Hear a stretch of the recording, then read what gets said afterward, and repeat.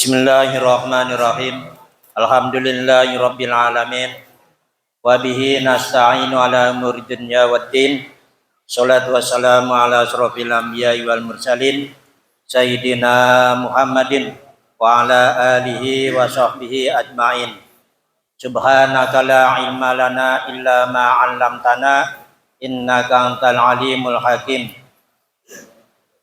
Amma ba'du fa ya ibadallah ittaqullaha haqqa tuqatih wa la tamutunna illa wa antum muslimun. Shadaqallahu azim. Hadratil mukarramin, para yai, para asatidz, para sesepuh, tokoh masyarakat, wabil khusus DKM Masjid Baitus Salam, juga yang sama-sama kita hormati Ketua Majelis Taklim Al-Muflisin Ustadz Haji Saidi Ahmad, dan juga yang sama-sama kita hormati Ketua RW Bapak Ustadz Lasdi SAG, Ustadz Sulaiman, ya hadirin hadirat rahimakumullah. Syukur alhamdulillah kita panjatkan kehadirat Allah Subhanahu wa taala, berkat hidayah, inayah serta rahmatnya lah kita sama-sama dapat berkumpul dalam majlis yang mulia ini, tentunya dengan harapan semoga kita semuanya mendapatkan ridho dan maghfirah dari Allah Subhanahu wa taala. Amin ya rabbal alamin. Salawat dan salam kita sampaikan pada junjungan kita, panutan kita, suri teladan kita, yaitu Nabi besar Muhammad sallallahu alaihi wasallam serta keluarganya, sahabat-sahabatnya, dan pengikut-pengikutnya yang insya Allah kita termasuk pengikutnya, sehingga mudah-mudahan kita mendapatkan syafaatnya pada yaumul kiamah nanti. Amin ya rabbal alamin. Kaum muslimin jamaah rahimakumullah, dalam kesempatan dan majlis yang mulia ini, mari kita sama-sama sejenak bermudzakarah dan bermutolaah dalam rangka meningkatkan iman, takwa, serta amal soleh kita sebagai bekal hidup kita di akhirat nanti. Namun sebelumnya, mari kita awali dalam baca suratul Fatihah. Mudah-mudahan dengan fadilah, keberkahan, serta kemujizatan Fatihah, kita, keluarga kita, anak turunan kita dijadikan orang-orang yang solihin, solihat, berakhlakul karimah, berbakti kepada kedua orang tuanya, diberi ilmu yang bermanfaat dunia akhirat, diberi keberkahan, keselamatan, kemudahan, kesuksesan, dan husnul khotimah. Al-Fatihah. A'udzubillahi minasyaitonirrajim. Bismillahirrahmanirrahim. Alhamdulillahirabbil alamin. Ar-Rahmanirrahim. Maliki yaumiddin. Iyyaka na'budu wa iyyaka nasta'in. Ihdinas siratal mustaqim. Siratal ladzina an'amta 'alaihim ghairil maghdubi 'alaihim waladdallin. Rabbi ighfirli wa liwalidayya amin.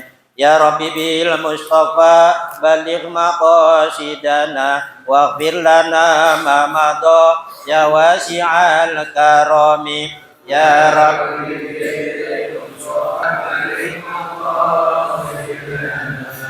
waghfir lana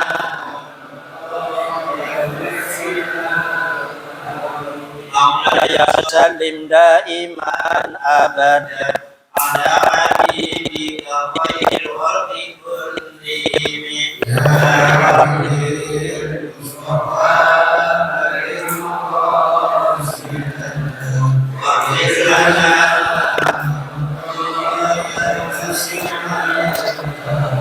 ya habibul ladzi turja syafa'atuhu likulli haulin minal awali muqtahimi. Ya Rabbi bil Mustafa baligh maqam waghfir lana ma madha. Allahumma sholli wa sallim wa barik alaihi wa ala alihi. Kaum muslimin jamaah rahimakumullah, dalam kesempatan dan majlis yang mulia ini kita sama-sama akan membahas tentang fi bayani fadilatil insan, bab menerangkan tentang fadilah atau keutamaan manusia. Kita bersyukur pada Allah, kita diciptakan menjadi manusia, makhluk Allah yang paling mulia, paling tinggi derajatnya. Apalagi kita sebagai manusianya, umatnya Nabi Muhammad, lebih diistimewakan lagi karena ibadahnya ringan, perbuatannya gampang, ringan, pahalanya diberi oleh Allah sangat banyak. Alhamdulillah. Allah Subhanahu wa taala berfirman, A'udzubillahi minasyaitonirrajim. Wa laqad karramna bani adama wa hamalnahum fil barri wal bahr wa razaqnahum minat thayyibat wa faddalnahum ala katsirin mimman khalaqna tafdila. Wa laqad karramna bani adama, dan sungguh telah kami muliakan anak cucu Adam. Jadi dimuliakan, diistimewakan kita sebagai anak cucu Adam. Ya, semua makhluk yang lain itu diciptakan oleh Allah, diperuntukkan untuk kita manusia. Ini berarti menandakan betapa pentingnya atau betapa istimewanya kita sebagai anak cucu Nabi Adam. Tafsirnya, dimuliakan dengan apa? Apa kemuliaannya? Dalam tafsir, bi husnis surah, yaitu dengan sebaik-baik bentuk, sebaik-baik kejadian. Silakan kita bandingkan kita dengan makhluk yang lain, ya kan? Apalagi dengan kambing, dengan kucing. Kita manusia sebaik-baik bentuk. Wal mizahul a'dal, dan tabiat yang seimbang antara nafsu dan akal dan hati, tenaga dengan dengan badan kita, semuanya seimbang. Ini adalah kelebihan yang luar biasa. Wa i'dalul qomah, juga seimbang atau sedengan, berdirinya atau bentuknya yang sedengan, tidak terlalu besar, tidak juga terlalu kecil. Ini juga kelebihan-kelebihan yang Allah berikan pada kita. Dan yang tidak kalah pentingnya, wat tamyizu bil aqli, bisa membedakan dengan akal pikirannya. Inilah yang paling pokok sebetulnya. Dengan diberikan akal sehingga kita bisa membedakan mana baik, mana buruk, mana benar, mana salah. Dan ada ulama yang mengatakan bahwa perbedaannya manusia dengan binatang adalah kalau manusia itu hayawanun atau yang hayawanun natik, ada yang hayawanun bil akli, hayawan yang mempunyai akal. Wal ifhamu bin nutqi wal isyarah, kemudian bisa memahami dengan ucapan, dengan isyarat, dengan wal haddi, dan dengan tulisan. Kita manusia dilebihkan oleh Allah bisa memahami, saling memahami, berkomunikasi dengan ucapan, dengan isyarat. Kita berisyarat, ya ini bahasa, kemudian juga dengan tulisan. Inilah namanya macam-macam bahasa. Bahasa lisan, bahasa isyarat, bahasa tulisan. Jadi tiga macam bahasa ada dalam kitab. Wal hadi ila asbabil ma'asi, dan juga diberi kelebihan manusia itu petunjuk kepada sebab-sebab penghidupan, wal ma'adi, baik kehidupan dunia maupun kehidupan nanti di akhirat kembalinya. Ini bisa dengan akalnya tadi bisa mendapatkan petunjuk dari sebab-sebab untuk kehidupannya di dunia maupun di akhirat.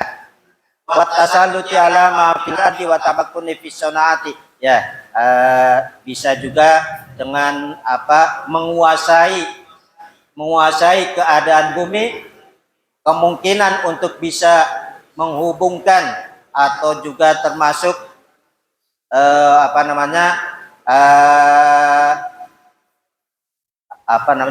pabrik-pabrik atau pengolahan-pengolahan menghubungkan sebab dan akibat. Dengan akalnya manusia kita bisa menghubungkan sebab akibat, baik yang di atas maupun yang di bawah, yaitu bumi, yang di atas udara. Ini sekarang kita bisa rasakan dengan teknologi HP itu kan melalui pemikiran sebab akibat daripada udara. Ya, ini saya tidak memahami, tapi secara garis besar semacam itu. Dalam kitab disebutkan manusia bisa memahami sebab akibat al-ulwiyah, baik yang di atas maupun yang di bawah, wasafaliyah, dan yang di bawah yaitu di bumi. Dengan menguasai teknologi yang ada di bumi, bisa kita mengolah bumi menjadi berbagai macam hal yang dapat memenuhi kebutuhan-kebutuhannya. Ya, ini bahkan kata sahabat Ibnu Abbas, wa huwa anna kulli hayawanin yatanawalu ta'amuhu bi famihi illal insan wa innahu yarfa'uhu ilahi biyadihi. Kata sahabat Ibnu Abbas, di antara kelebihan manusia bahwa manusia itu dibandingkan dengan binatang yang lain, makan, kita makan. Kalau binatang yang lain memakannya makanannya itu dengan mulutnya, tetapi manusia melalui tangannya dan diangkat tangannya itu ke mulutnya. Ini suatu kehormatan dan suatu kelebihan tersendiri bagi kita sebagai makhluk Allah yang paling tinggi derajatnya. Ya. Kalau binatang-binatang, semua binatang makan langsung dengan mulutnya. Kalau kita manusia makan dengan tangannya. Jadi kalau ada yang langsung dengan mulutnya, kayak binatang. Wa hamalnahum fil barri wal bahri. Dan kami angkut manusia di darat dan di lautan. Ya, Allah mengangkut, memberi kendaraan kepada kita sebagai manusia, baik di darat maupun di lautan. Ya, di darat dengan kendaraan-kendaraan yang langsung oleh Allah berikan, berupa ada kuda, ada onta, ada himar dan sebagainya, maupun kendaraan-kendaraan yang dijadikan oleh manusia itu sendiri. Begitu juga di lautan. Warzaqnahum minat thayyibat, dan kami berikan rizki kepada mereka dari makanan-makanan yang baik-baik, al-mutaladdat, yang lezat-lezat, yang enak-enak. Nah, ini juga kelebihan. Kita makannya yang baik-baik, yang enak-enak. Sebetulnya tanpa diberitahukan oleh Allah pun kita sudah bisa memilih mana makanan baik dan mana makanan buruk. Tapi untuk ditegaskan oleh Allah, maka Allah menentukan mana makanan-makanan baik dan mana makanan-makanan yang buruk. Ya. Wa faddalnahum ala katsirin mimman khalaqna tafdila. Dan kami lebihkan mereka manusia atas kebanyakan dari makhluk-makhluk Allah yang Allah ciptakan dengan kelebihan-kelebihan yang sempurna. Ya, kelebihan-kelebihan yang sempurna daripada makhluk-makhluk, sebagian daripada makhluk-makhluk yang lain. Ya, jamaah rahimakumullah, diriwayatkan bahwa sesungguhnya anak Amr bin Ka'bin, sesungguhnya sahabat Amr bin Ka'ab, wa Abu Hurairah, dan Abu Hurairah radhiyallahu anhuma, dakhala ala Nabi alaihi salatu wasallam faqala ya Rasulullah.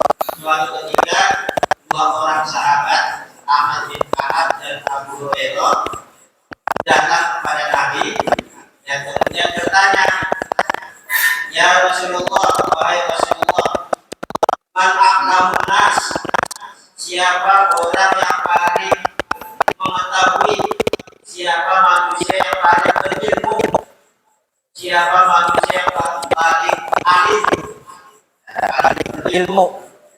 Qala, Nabi menjawab, al-aqilu, orang yang berakal.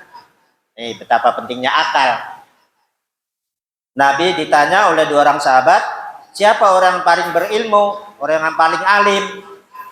Al-aqilu, jawabannya, yaitu orang yang berakal. Kira-kira kita berakal atau tidak? Ya, kita perhatikan. Qala, kemudian keduanya bertanya lagi, man a'budun nas? Siapa manusia yang paling rajin ibadahnya? Siapa manusia yang paling tinggi ibadahnya? A'budun nas. Qala al-aqilu. Nabi menjawab, orang yang berakal. Ternyata orang yang paling rajin getol ibadahnya adalah yang berakal. Ini pentingnya berakal. Makanya dalam Al-Quran juga banyak sekali kita sering mendengar kalimat afala taqilun. Apakah kamu berakal? Ya, ini sering sekali. Juga ulil albab juga sering diartikan dengan orang-orang yang cerdas atau orang-orang yang berakal. Qala man afdalun nas? Keduanya bertanya lagi, siapa orang yang paling utama? Siapa manusia yang paling utama? Qala al-aqilu. Nabi Muhammad jawabnya tetap al-aqilu, yaitu orang yang berakal. Orang berakal. Kata Nabi lanjutannya, likulli syai'in alatun wa alatul mu'min al-aqlu. Segala sesuatu itu ada alatnya, ada senjatanya. Segala sesuatu ada alatnya atau ada senjatanya. Wa alatul mu'min al-aqlu. Dan alatnya atau senjatanya orang mukmin adalah akal. Ya, senjatanya orang mukmin adalah akal. Ya, kalau kita perhatikan luar biasa. Allah menciptakan berbagai macam binatang. Setiap binatang punya senjata, ya kan? Dan setiap binatang punya perlindungan, diberi bekal oleh Allah senjata untuk mencari makan, senjata untuk melindungi dari musuh. Juga diberi yaitu perlindungan senjata itu. Sehingga dengan senjatanya dari satu sisi binatang itu bisa mengalahkan manusia. Misalnya burung bisa terbang ke sana kemari, ataupun misalnya binatang yang cepat larinya, binatang singa, harimau, kita ketakutan manusia. Nah, tapi manusia dengan akalnya bisa mengalahkan senjata-senjata yang dimiliki oleh para binatang itu. Ya, manusia aslinya tidak bisa terbang, tapi dengan akalnya bisa melebihi terbangnya binatang. Ya, tenaganya kita tidak kuat melebihi gajah misalnya, tapi dengan akalnya bisa melebihi gajah. Inilah makanya alatul mukmin al-aqlu. Senjatanya atau alatnya orang mukmin adalah akal. Walikulli qaumin ra'in. Dan setiap kaum, setiap golongan itu adalah pemimpin. Dan bagi setiap golongan itu ada punya pemimpin, ada pemimpinnya. Wara'il mu'min al-aqlu. Dan pemimpinnya orang mukmin adalah akal. Jadi tangan, kaki semuanya dikendalikan, dipimpin oleh akal itu. Ya, diperintahkan oleh akal. Pemimpinnya kita orang mukmin adalah akal.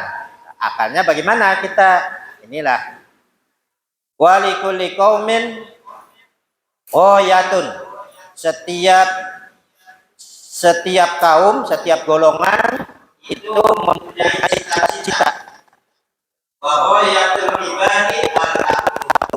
Dan cita-citanya seseorang adalah akal. Jadi bagaimana caranya supaya kita sehat. Apakah kita baik apapun,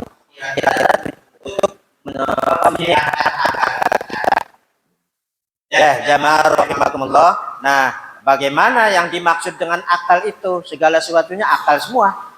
Ya, tadi orang yang berakal, senjatanya adalah akal. Nah, kelanjutannya dalam suatu hadis, dalam suatu riwayat bahwa sahabat Siti Aisyah yang sekaligus istrinya Nabi, dari Siti Aisyah radhiyallahu anha qalat, beliau berkata, al-aqlu asyaratun, al-aqlu asyaratu ajzain. Akal itu mempunyai 10 bagian. Akal itu mempunyai 10 bagian.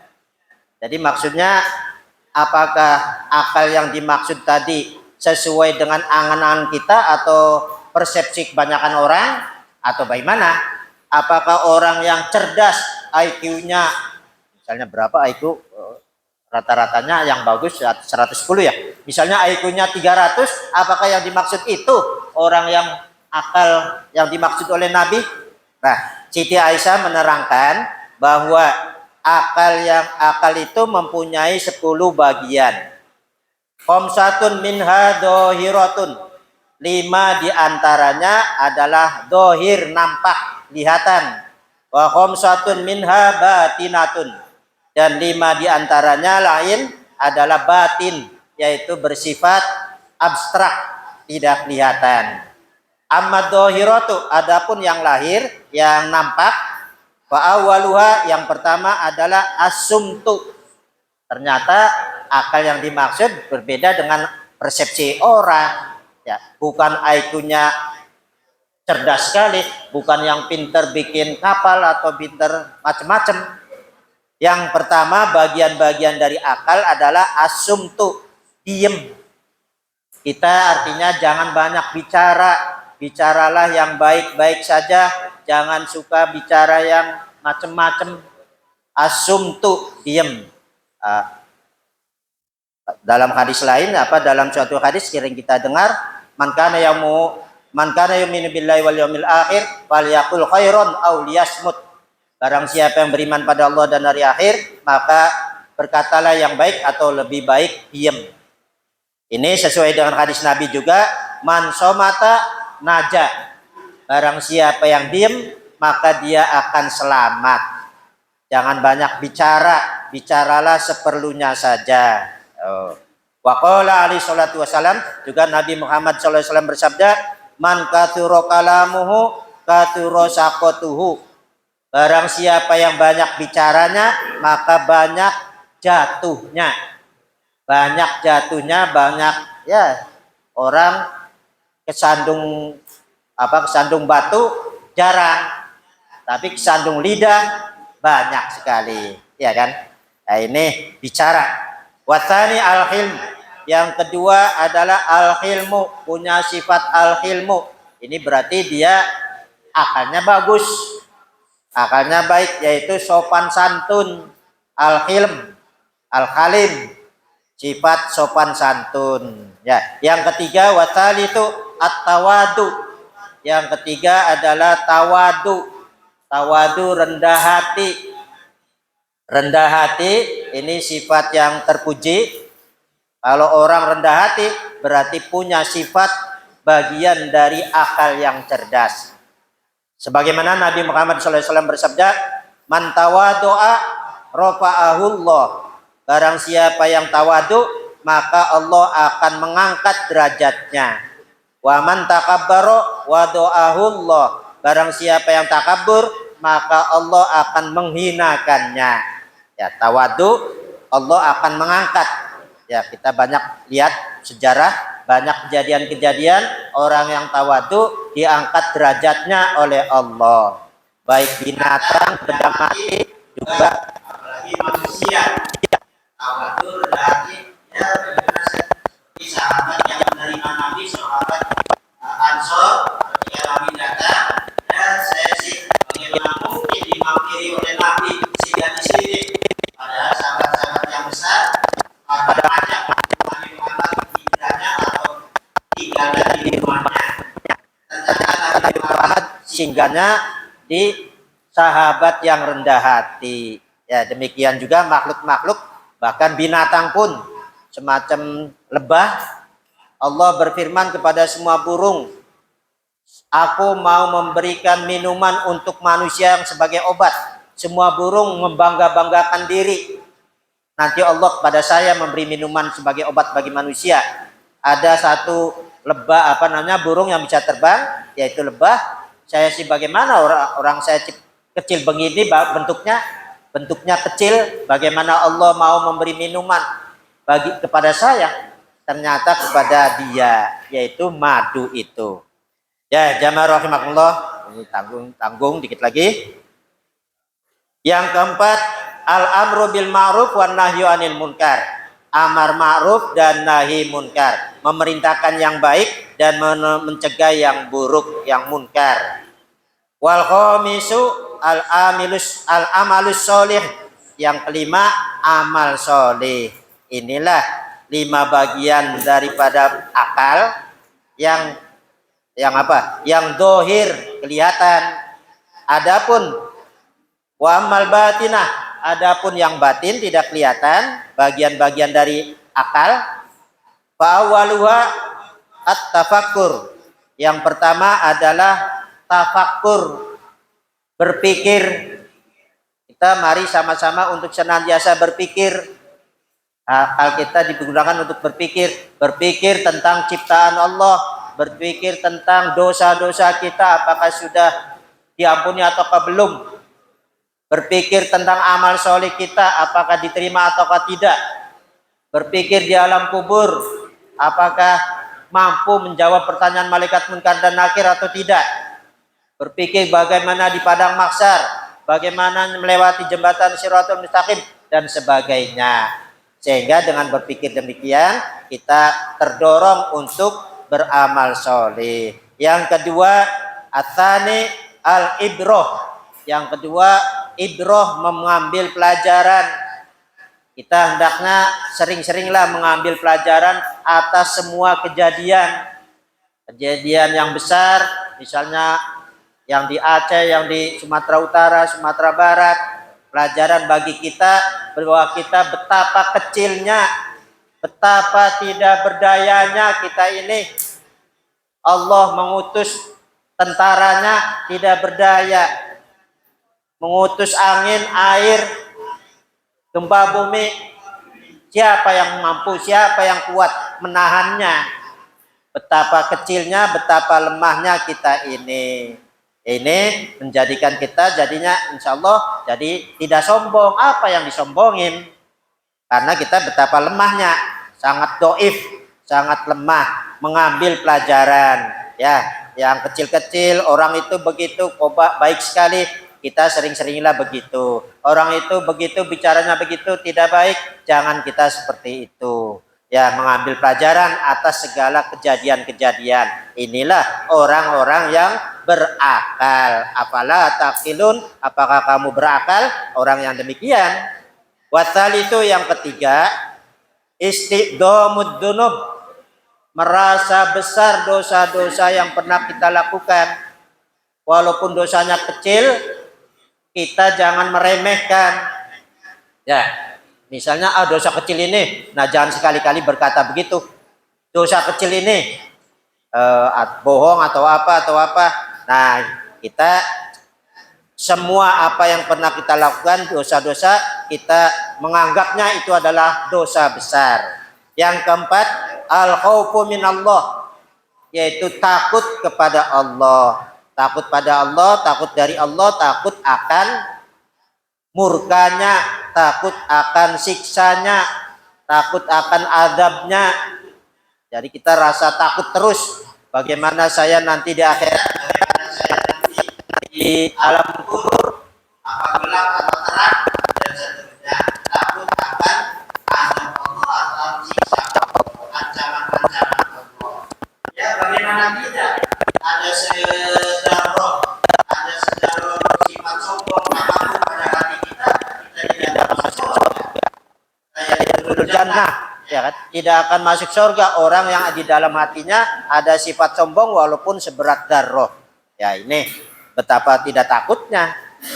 Wal khamisu, yang kelima, tahqirun nafsi wa tadliluha, yaitu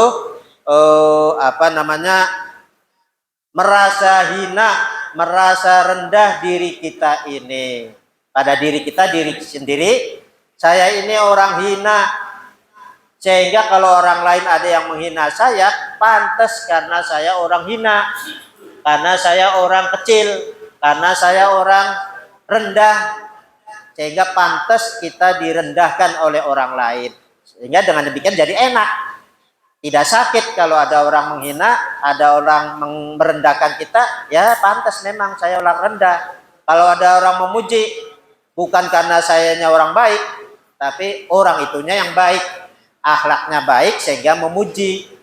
Ya, ini sikap kita pada orang lain sehingga kita menjadi hatinya bahagia terus, tidak rasa sakit apapun yang dilakukan oleh orang. Jadi kita ini hendaknya merasa diri kita ini orang rendah, orang hina, orang yang tidak berharga, ya, sehingga tidak sombong. Kalau orang lain menghargai, orang lain memuliakan, menghormati, itu kebaikan orang. Ya, jamaah rahimakumullah, ternyata itulah orang-orang yang berakal, punya sifat itulah yang 10 itu. Jadi bukan yang IQ-nya yang tinggi, bukan yang pintar semacam-macam.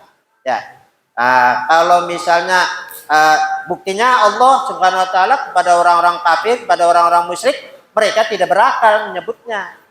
Orang-orang musyrik, orang-orang misalnya profesor atau apa bisa bikin macam-macam. Itu sebetulnya di sisi Allah bukan orang yang berakal, bukan orang yang cerdas. Nah, berarti dari sini dapat kita simpulkan bahwa orang yang berakal adalah orang yang paling dekat kepada Allah, orang yang paling bisa mensucikan diri sendiri. Nah, mari kita sama-sama, apakah kita berakal atau tidak, kita tingkatkan sifat-sifat dari 10 sifat akal atau bagian-bagian daripada akal tersebut. Jamaah rahimakumullah, demikian yang dapat saya sampaikan. Mudah-mudahan bermanfaat dan kurang lebihnya mohon maaf. Apalagi ini mohon maaf sudah lewat sedikit 8 menit kelewatannya. Nah, dari jam 9-nya mohon maaf tadi karena tanggung tadi. Mungkin atau perlu pertanyaan, tanya jawab. Cukup. Sekali lagi saya hanya bisa membacakan, mari kita sama-sama mengamalkannya dalam kehidupan sehari-hari. Kurang lebihnya mohon maaf. Akhir kalam, wabillahi taufiq wal hidayah. Wassalamualaikum warahmatullahi wabarakatuh.